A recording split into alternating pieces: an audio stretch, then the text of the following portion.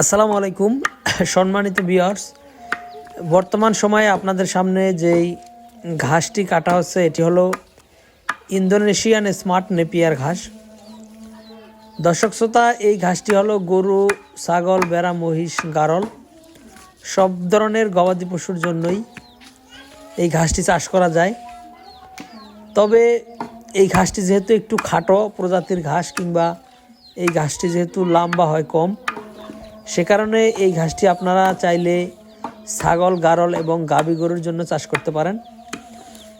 ছাগল, গারল এবং গাভী গরুর জন্য এজন্য বলি, এই ঘাসটি পাতা বেশি এবং পাতা অনেক নরম এবং এটি ধার কম হওয়ার কারণে ছাগল, গারল খুব বেশি পছন্দ করে এবং অন্যান্য ঘাসের তুলনায় এই স্মার্ট নেপিয়ার ঘাসটা ছাগল, গারল বেশি খায়।